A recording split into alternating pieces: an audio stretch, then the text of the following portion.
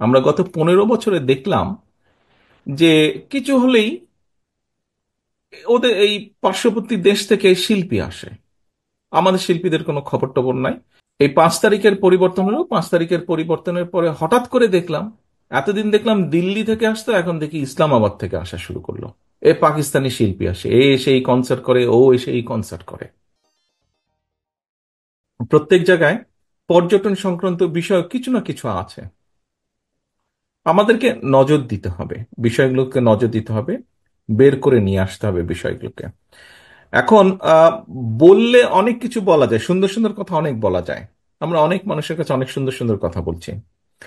আহ আমি বলতে পারি সরকার গঠন করলে আমরা এই করব, সেই করব, এই করব, এই করব, অনেক কিছু বলা যায়। আমি একটা ছোট্ট ঘটনা আপনাদের সকলের সামনে তুলে ধরতে চাই। এখন ঘটনাটা দিয়ে আহ আপনি যদি কমিটমেন্টের বিষয়টি বুঝতে পারেন, খুব ভালো। যদি বুঝতে না পারেন, সেটা আমাদের জন্য একটু পেইনফুল। কারণ ঘটনাটা কি, আপনাদের সকলের সামনে আমি ঘটনাটা তুলে ধরছি। ঘটনাটা বেশি দিন আগের না, আহ, 1 মাস আগের ঘটনা। 16ই ডিসেম্বর।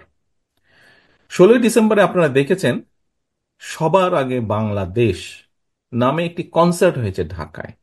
নিশ্চয়ই আপনারা অনলাইনে দেখেছেন, অথবা ফিজিক্যালিও কেউ কেউ দেখেছেন, হয়তো টিভিতেও দেখেছেন। এই সবার আগে বাংলাদেশ কনসার্টটা কেন বা কিভাবে হয়েছিল? দেখুন, আহ স্বৈরাচার, এই যে পলাতক যে স্বৈরাচার পালিয়ে যে গিয়েছে, আমরা গত 15 বছরে দেখলাম যে কিছু হলেই ওদের এই পার্শ্ববর্তী দেশ থেকে শিল্পী আসে। আমাদের শিল্পীদের কোনো খবর টবর নাই। কিছু হলেই, সেটা সরকারি অনুষ্ঠান হোক, বেসরকারি হোক, ব্যক্তিগত হোক, কিছু হলেই দেখি এই সব ওই দেশি শিল্পীরা আসে, গান করে, কি করে না করে। আর তারপরে তো দেখলাম এই যে যেই দলটি ভেঙে গেল, এদের এমপি মন্ত্রী, তথাকথিত এমপি মন্ত্রী যারা ছিল, একদম মাটিতে গেড়ে বসে দেখি দেখছে। খুবই ইনসাল্টিং ব্যাপার ছিল, নিজেকে খুব ছোট মনে হতো যে এটা কি করছে এরা। আচ্ছা, তারপরে এরা পালিয়ে গেল। 5 তারিখে পরিবর্তিত অবস্থা হলো। মানে 15 বছর দেখেছি শুধু ইন্ডিয়ান শিল্পী আসে, ইন্ডিয়ান শিল্পী আসছে, আশ্চর্য ব্যাপার। দেশি তারপর শিল্পীদের খবরই পাই না। আচ্ছা, এই 5 তারিখের পরিবর্তন হলো, 5 তারিখের পরিবর্তনের পরে হঠাৎ করে দেখলাম, এতদিন দেখলাম দিল্লি থেকে আসতো, এখন দেখি ইসলামাবাদ থেকে আসা শুরু করলো। পাকিস্তানি শিল্পী আসে, এসে এই কনসার্ট করে, ও এসে এই কনসার্ট করে। তো একদিন সকালে আহ ও, নাস্তা খাওয়ার টেবিলে আমি যখন নিউজগুলো দেখছি, হঠাৎ দেখি যে এক পাকিস্তানি শিল্পী আসবে। কেন পাকিস্তানি শিল্পী আসবে? সে আসবে বৈষম্য বিরোধী আন্দোলনে যে সকল ছাত্রছাত্রী আহত হয়েছে বা বিভিন্নভাবে ক্ষতিগ্রস্ত হয়েছে, তাদের জন্য ফান্ড রেজ করবে। সেই শিল্পী কোনো পয়সা নিবে না।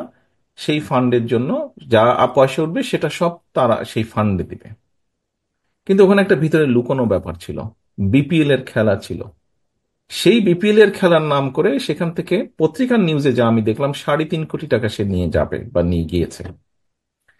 সকালে নিউজটা দেখার পরে আমার খুব মেজাজ খারাপ করলো, খুব বিরক্ত লাগলো।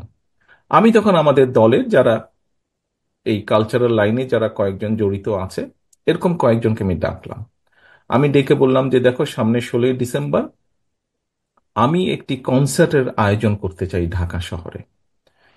তো কিন্তু ওই কনসার্টের বৈশিষ্ট্য হতে হবে সব বাংলাদেশি শিল্পী থাকবে, এবং শুধু বাংলাদেশি শিল্পী। নর্মালি কনসার্ট বলতে আমরা বুঝি যে সাধারণত ব্যান্ড সঙ্গীত যারা হয় তাদেরটাই, তাদের অনুষ্ঠানকে আমরা কনসার্ট বলি। আমি বললাম যে না, এখানে শুধু ব্যান্ড সঙ্গীত থাকবে না, আমাদের বিভিন্ন ধরনের বাউল থাকবে, আমাদের পল্লীগীতি থাকবে, আমাদের আধুনিক গান থাকবে। অর্থাৎ আমাদের দেশের কম বেশি যারা শিল্পী, বিভিন্ন ধরনের, সব ধরনের শিল্পী থাকবে। বিকাল থেকে অনুষ্ঠান শুরু হবে।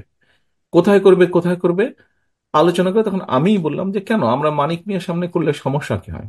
আমাদের তো আহ বিজয় দিবস। তো মানিক মিয়ার সামনে যদি বড় রাস্তাটা করি, মানুষজন আসবে, ও গান শুনবে ওই দিন, এবং এটার সাথে একটা সামঞ্জস্যপূর্ণ থাকবে।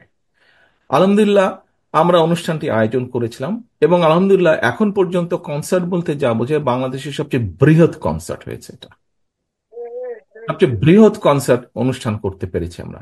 এবং আমাদের সবচেয়ে বড় সার্থকতা, বাংলাদেশি বাংলাদেশি এবং বাংলাদেশের প্রায় বলা যায় নাম করা যত শিল্পী আছেন, সবাই সেদিন ওখানে পারফর্ম করেছিলেন। তো এই ঘটনাটা আপনাদের সকলের সামনে আমি এই জন্য তুলে ধরলাম।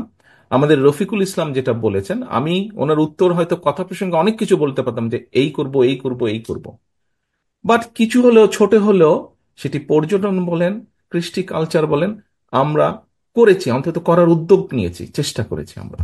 আপনার দল চেষ্টা করেছে, আপনার দল উদ্যোগ নিয়েছে দেশের কৃষ্টি কালচারকে তুলে ধরার জন্য।